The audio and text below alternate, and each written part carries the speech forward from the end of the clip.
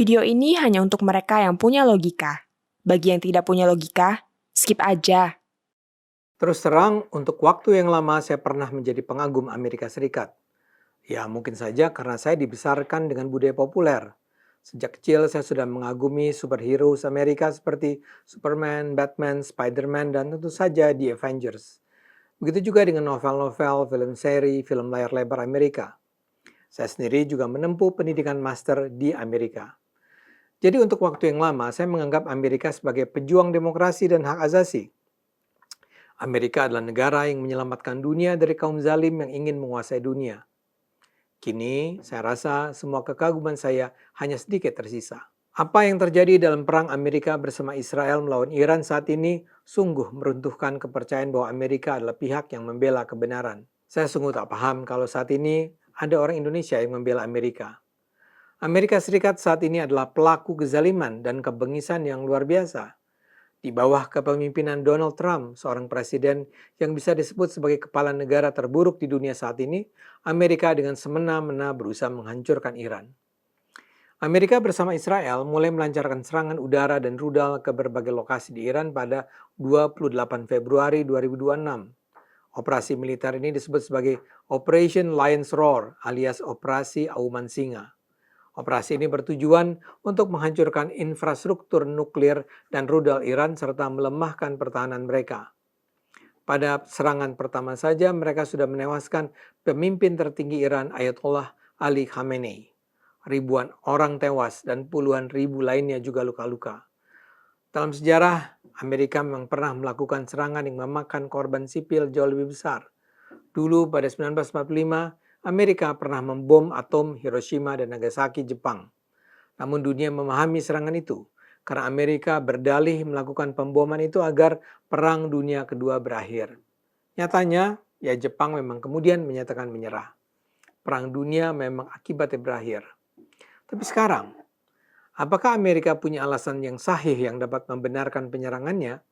Amerika berdalih bahwa serangan ke Iran dilakukan sebagai pembelaan diri dan untuk mencegah ancaman dari Iran. Kenyataannya, sampai hari ini tidak ada bukti bahwa Iran mengancam Amerika. Tidak ada bukti publik yang jelas yang menunjukkan Iran sedang melakukan serangan langsung ke Amerika.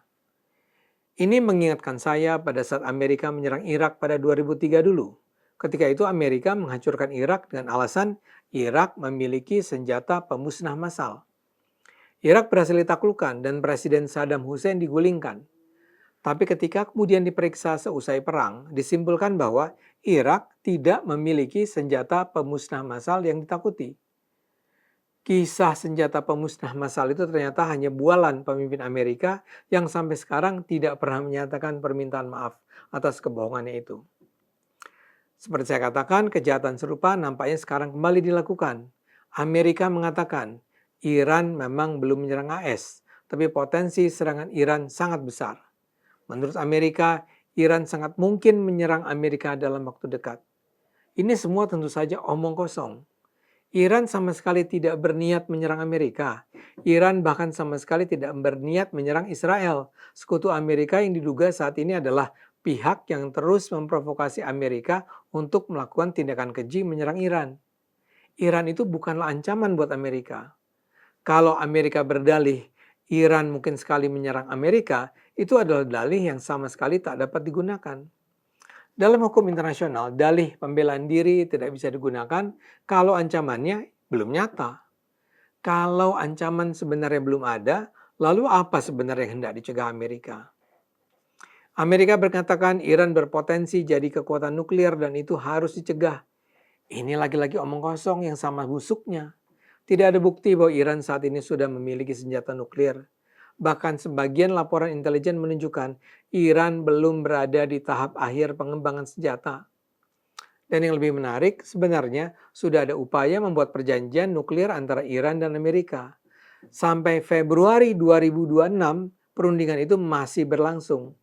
Tapi hebatnya, Amerika meninggalkan begitu saja meja perundingan saat kesepakatan belum tercapai dan malah menggembur Iran. Pertanyaannya, kalau ancamannya belum nyata dan jalur diplomasi sebenarnya ada, kenapa pilihannya justru perang? Amerika juga mengatakan serangan ini untuk melemahkan kekuatan militer Iran agar tidak mengancam kawasan.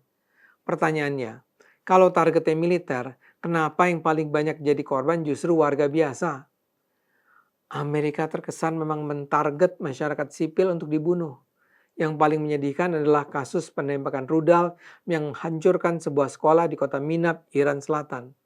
Serangan yang dilakukan di hari pertama aksi militer Amerika ke Iran itu berhasil menghancurkan sekolah dasar putri Syajareh Tayyibeh. Setidaknya 170 sampai lebih dari 200 orang tewas, yang sebagian besar adalah anak-anak sekolah dan staf. Serangan tersebut dilakukan militer Amerika menggunakan rudal Tomahawk. Militer Amerika mengaku mereka salah menentukan sasaran tembak. Militer Amerika mengaku mereka sebenarnya sedang mengarahkan rudal ke pangkalan Garda Revolusi Iran, tapi karena data intelijen yang usang, serangan malah menghantam sekolah dan menewaskan anak-anak sekolah di sana. Tapi hanya sedikit orang percaya dengan alasan salah sasaran itu. Di hari yang sama, tembakan rudal Amerika berhasil mengidentifikasi lokasi pemimpin tertinggi Iran Ayatullah Ali Khamenei dan membunuhnya di tempat itu bersama sejumlah jenderal lainnya. Itu adalah bukti kekuatan intelijen mereka. Tapi mengapa mereka bisa-bisanya melakukan kesalahan penentuan sasaran yang menewaskan ratusan siswi SD tak berdosa?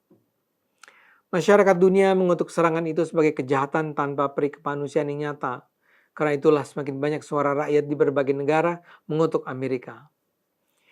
Amerika juga berdalih, serangan ke Iran dilakukan untuk melindungi Israel dan sekutu lainnya. Ya, bisa jadi Amerika memang begitu sayangnya pada Israel. Dan benar pula, Iran adalah ancaman bagi Israel.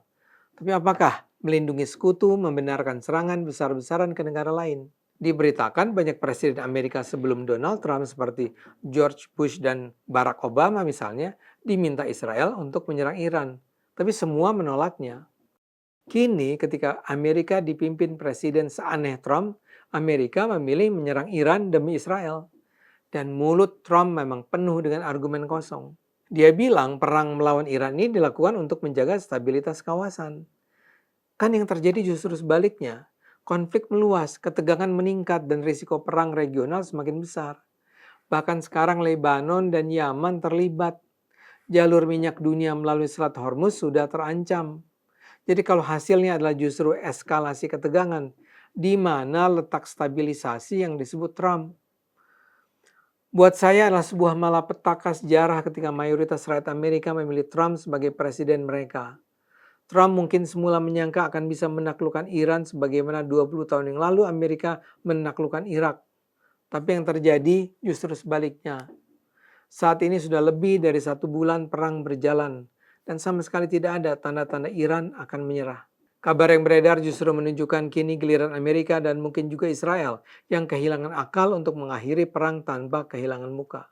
Mudah-mudahan perang bisa segera usai. Dan kini Trump harus kehilangan muka bahwa dia gagal memimpin Amerika menaklukkan negara sekuat Iran. Ayo gunakan akal sehat. Karena hanya kalau kita gunakan akal sehat, dunia akan selamat.